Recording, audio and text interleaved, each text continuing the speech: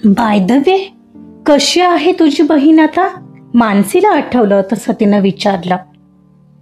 हो, बरी आहे, पण डॉक्टर म्हणाले 15 दिवसांनी ऑपरेशन करावं लागेल. मानसी, मला परिमाण पैसे देतील का? इतक्यात? अरे, अजून महिनाही झाला नाहीये तुला जॉईन होऊन. मानसी, तू बोल ना तिला. तू बोलशील तर ती करेल मदत, मला माहितीये. मी फेडेन ना हळूहळू. अरे हे बरे, तू ना माझा दरवेळी तिच्यासमोर ढालीसारखा उपयोग करत असतोस. ते काही नाही, तू जाऊन बोल तिला. बघ विचारून काय म्हणते. काय अहो, एखाद्या गरीब माणसाला मदत केली म्हणून काय बिघडलं?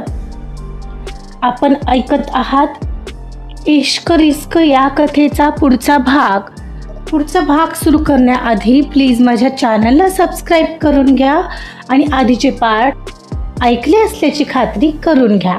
चला सुरुवात करतीये. इश्क रिस्क भाग 13. ते 8 दिवस परी ऑफिसमध्ये नव्हती आणि त्याचमुळे ऑफिसमध्ये स्टाफवर कोणाची वचक असणार होती. मानसी फक्त तिथं असायला म्हणून नावाला होती.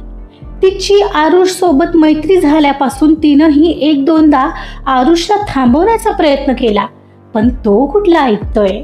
मग मधल्या ब्रेकमध्ये सगळे जमायचे. कधीतरी आरुष प्रत्येकाच्या हस्ताक्षरावरून काहीतरी सांगत असायचा किंवा मजाक मस्ती तरी चालायची. त्या आठवड्यात नेमका अश्विनीचाही बर्थडे होता. मग काय, सर्वांनी मिळून तो ठरवून सेलिब्रेट केला. कॉन्ट्रीब्युशन काढून केक वगैरे आणण्यात आला आणि केक कट करण्यात आला. अश्विनीला सर्वांनी पार्टी देण्याचा आग्रह केलेला. मग काय, तिनंही सर्वांसाठी ऑफिसमध्येच स्नॅक्स मागवले, जे याआधी कधीच झालं नव्हतं. कारण परीला हे सगळं ऑफिस आवरमध्ये आणि ऑफिसमध्ये केलेलं अजिबात आवडत नसायचं. सर्वांनाच आरुष आल्यापासून ऑफिसमध्ये तयार झालेलं एन्जॉयबल वातावरण आवडू लागलेलं. इतक्या कमी वेळात सगळेच त्याच्या या स्वभावाचे फॅन बनले होते. ते 8 दिवस सगळेच कामासोबत एन्जॉयही करत होते, पण ते चांगले दिवस लगेचच हो हो म्हणता संपले. आज घरी निघायचं तर एकदा आरुषला कल्पना द्यायला म्हणून मानसी त्याच्या केबिनमध्ये आली. आरुष, निघाला नाहीस तू आज? नाही, काही एंट्री राहिलेत, ते झाले की निघेन. अखिल गेला वाटतं. हो, तो गेला. पण काय मानसी, मजा आली ना काल बर्थडेला? आता नेक्स्ट बर्थडे कोणाचा असेल? आरुष, विचारही करू नकोस हां. तेच सांगायला आले मी तुला. ती नव्हती तर फार मस्ती घातली तुम्ही लोकांनी, पण आता जरा जपून हां. तिच्यासमोर खरंच असं काही करू नकोस बाबा. काय मानसी, किती घाबरतेस का तू तिला? तिची मैत्रीण आहेस ना तू.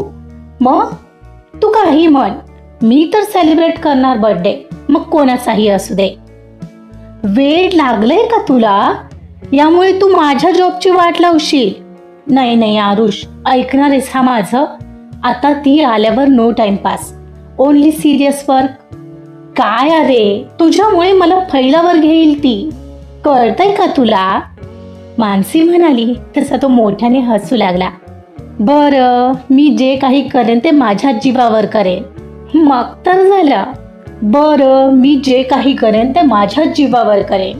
मग तर झालं. तुझ्या जीवावर केल्यावर इथे माझ्या जॉबवर बेतेल, माहिती आहे ना तुला? मग? ओहो मानसी, डोंट वरी, माझ्यावर विश्वास आहे ना तुझा? तू ना मला फार टेन्शन द्यायला लागलायस हल्ली. असं वाटतं उगाच तो क्लॉज ॲड केला मी तुझ्या सांगण्यावरून. तुझं ऐकलं नसतं तर बरं झालं असतं. आणि हसतो काय आहेस म्हणत तिची बडबड चालू असताना त्याचं एकट्याचं हसणं पाहून तिनं त्याला फटका मारला. बाय द वे आरुष, कशी आहे तुझी बहीण आता? मानसीला आठवलं तिनं तसं विचारलं. हो, बरी आहे, पण डॉक्टर म्हणाले 15 दिवसांनी ऑपरेशन करावं लागेल. मला परी मॅम पैसे देतील का मानसी? इतक्यात? अरे, अजून महिनाही झाला नाहीये तुला जॉईन होऊन, आणि त्यासाठी रक्कम ही फार मोठी असणार ना. मानसी, तू बोल ना तिला. तू बोलशील तर ती करेल मदत, मला माहितीये. मी फेडेन ना ते हळूहळू. अरे हे बरे, तू असा माझा दरवेळी तिच्यासमोर ढालीसारखा उपयोग करत असतोस. ते काही नाही, तू जाऊन बोल तिला. बघ विचारून काय म्हणते ते. काय हो, एखाद्या गरीब माणसाला केली मदत म्हणून काय बिघडलं? हो, सगळं बरोबर आहे, पण तुला माहिती आहे ना ती कशी आहे. तू आधी बोल तिच्याशी, मग बघू हवं तर. बरं, तसं चालेल ना? तू म्हणतेस तर तसं. बरं, माझं काम झालंय, मी निघतो आता. चल ना, मीही घरीच चालले, तर सोडते तुला.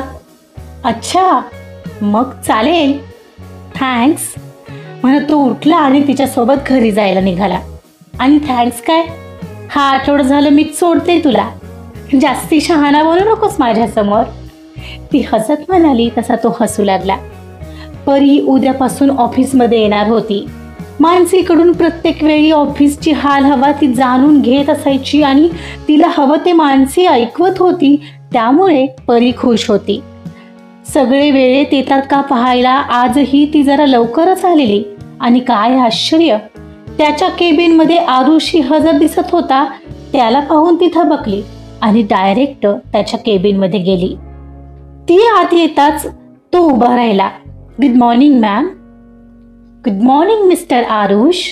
रोजच येता का तुम्ही या वेळेत ऑफिसला? का मानसीने काही काम सांगितलंय? नाही मॅम, त्यांनी काही काम नाही सांगितलंय, पण मीच एक स्वतःला सवय लावली आहे लवकर येण्याची, तो म्हणाला. ओके, गुड, चालू द्या मग तुमचा, म्हणत ती किंचित स्माईल करत तिथून बाहेर आली. रोजच लवकर येतो हा, कमाल आहे. खरंच सिन्सिअरली काम करताना तर दिसतोय, मनाशी म्हणत ती तिच्या केबिनमध्ये शिरली. आताही त्याच्याकडेच तिचं लक्ष जात होतं. तो पीसीवर त्याचं काही काम करताना दिसत होता. एवढ्यात त्याच्या केबिनमध्ये गेलेली मानसीही तिला दिसली. तिच्या हातात कॉफी दिसत होती. ओ, म्हणजे मानसी पण आज लवकर आली आहे ऑफिसमध्ये, पण मग मला बोलली नाही काय? मानसी हसता हसता गंभीर होत ती पटकन तिथून बाहेर येत केबिनमध्ये आली. हे, गुड मॉर्निंग परी, तू कधी आलीस अगं? कशा राहिल्या दिल्लीच्या मीटिंग्स अँड ऑल? हे काय, आत्ताच आले. सगळं काही छान झालं बघ. काय ग, तिकडे त्याच्या केबिनमध्ये का गेली होतीस? आरुषकडे काही काम होतं का तुझं? ती हातातला पेन हलवत म्हणाली. एक काम करून हवं होतं त्याच्याकडून म्हणून गेले होते. मानसी खोटं बोलली आणि तिच्या लक्षात आलं. तो तर म्हणाला मानसीने काही काम दिलं नाहीये. ही मानसी माझ्याशी खोटं का बोलते? विचारात हरवलेल्या परीला पाहून, काय विचार करतेस Pari? Are you all right? Mansi, तू माझी सर्वात विश्वासू मैत्रीण आहेस बरं का, आणि म्हणूनच माझी असिस्टंट आहेस. आय होप की तुला कधी काही लपवावं लागणार नाही माझ्यासमोर. अगं हो, पण तू असं का बोलतेस अचानक? मानसी साशंक होऊन विचारू लागली तशी परी म्हणाली. सहजच. एनिवे, इकडे ये ना. हे एक नवीन डील दाखवायचं होतं तुला. असलं सॉलिड डील मिळालंय ना मानसी, त्यांना आपली फ्रँचायझी हवी आहे. दिल्लीमध्ये 2 वेगवेगळ्या ठिकाणच्या मॉलमध्ये त्यांना आपल्या शोरूम्स ओपन करायचे आहेत. आपला टर्नओव्हर पाहिला त्यांनी आणि त्यांना सगळंच आवडलंय. मी खूप खुश आहे आज. ओ, गुड ना Pari, you are doing rock. I am proud of you dear. Thanks. Coffee घेणार आहेस? थांब, मी मागवते. अरे हो, तुझी झाली वाटतं ना. ओके, मग मी मला मागवते तर, म्हणत परीने तिला स्वतःलाच एक कॉफी मागवली आणि मानसीकडे वळली. बरं का परी, तू आणखी खूप खूप पुढे जाणार आहेस. फक्त ना हा नाकावरचा राग जरा कमी कर, मग तुझ्यासारखं दुसरं कोणीच नसेल. मला काही हौस आहे का रागवायची मानसी? लोक वागतातच असं की माझा कंट्रोल सुटतो. अगं, पण सगळेच परफेक्ट नसतात ना तुझ्यासारखे. नाही जमत सर्वांना. चुका माणसांकडूनच होतात ना. त्या कोणत्या परिस्थितीत होतात हेही महत्त्वाचं असतंच ना. मानसी, मला ते काही माहीत नाही. देवाने मला परफेक्ट बनवलंय, मग माझ्या आसपास काम करणारे लोकसुद्धा मला परफेक्टच हवेत. तसं नसेल तर माझ्या जवळही नकोत मला ते. पण काय भानगड काय ग मानसी? तू चक्क त्या आरुषची भाषा बोलू लागली आहेस असं वाटतंय. या 8 दिवसात मी नव्हते तर एवढा बदल. मी गेल्यावर नक्की कामच चालेल ना स्टाफचं की आणखी काही? अगं काय बोलतेस, सगळी कामं व्यवस्थित होत होती, बोलली ना तुला. दिसतंय तर तसं. बरं, एक मीटिंग अरेंज कर दुपारी सगळ्या स्टाफची. आणि हो, 15 दिवसांनी एक महत्त्वाची मीटिंग असणार आहे आपली, तर त्याचं प्रेझेंटेशनही बनवायचं आहे. तुला आता वेळ असेल तर बनवायला घेऊया का? हो चालेल. मी एक काम करते, सर्वांना दुपारच्या मीटिंगचं बोलते आणि वेळ कधीची सांगू? दुपारी 3 का 4ची? 4 वाजताची सांग.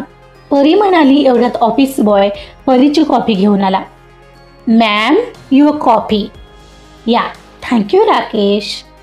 Welcome ma'am. छान बनवली आहेस कॉफी. इट्स परफेक्ट हां राकेश. Thank you ma'am. राकेश आलाच आहेस तर ऐक, दुपारी 4 वाजता मीटिंग आहे. सर्वांना आपल्या मीटिंग रूममध्ये वेळेत जमायला सांग, मानसी म्हणाली. ओके मॅम, सांगतो सगळ्यांना, म्हणत तो निघून गेला. चल घेऊया आता प्रेझेंटेशन बनवायला, मानसी परीला म्हणत तिच्याजवळ बसली. परी कॉफी घेत तिच्यासोबत प्रेझेंटेशन बनवू लागली. परीचं मघाशी असं मध्येच तिरकस उत्तर देणं मानसीलाही विचार करायला भाग पाडत होतं. तिला काय जाणवतंय नक्की, अशी का बोलते परी, हे काही मानसीला समजत नव्हतं. दुपारच्या मीटिंगसाठी सगळेच मीटिंग रूममध्ये जमले होते. परी आणि मानसी फक्त यायच्या बाकी होत्या. आता मीटिंगमध्ये त्या काही सुनावणार नसतील ना आरुष सर? संकेत म्हणाला. नाव how do I know Sanket, I am not a boss here. Aarush म्हणाला.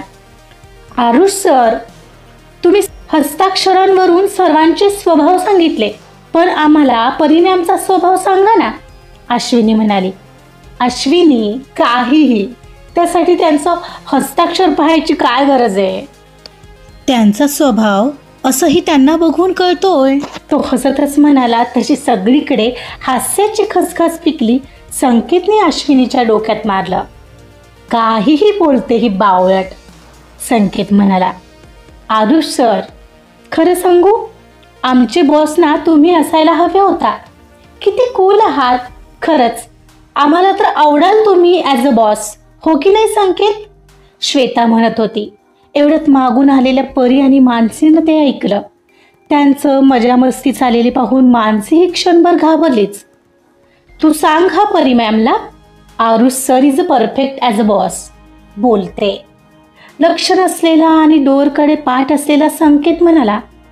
काय चाललंय इथं? परीचा पाठीमागून आवाज आला तसे सगळेच गडबडून उठले. ओह, गुड इव्हिनिंग मॅम.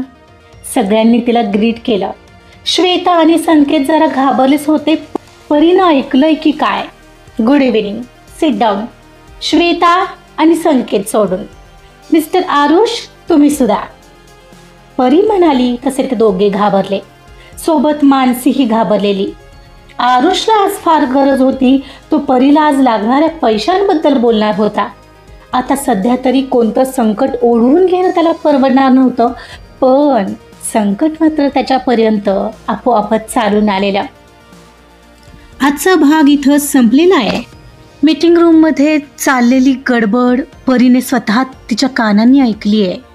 आता तिची रिॲक्शन काय असेल? आरुषला पुन्हा बोलणं तर नाही ना बसणार आहे? स्टाफच्या आगाऊपणाची शिक्षा आरुषला मिळेल का? आणि संकेत आणि श्वेताची काय वाट लागेल? बघूया काय होतंय पुढील भागामध्ये. ऐकत रहा इश्क जिस्क. कथा आवडत असेल तर प्लीज लाईक करा, सबस्क्राईब करा आणि शेअर सुद्धा करा. Thank you so much.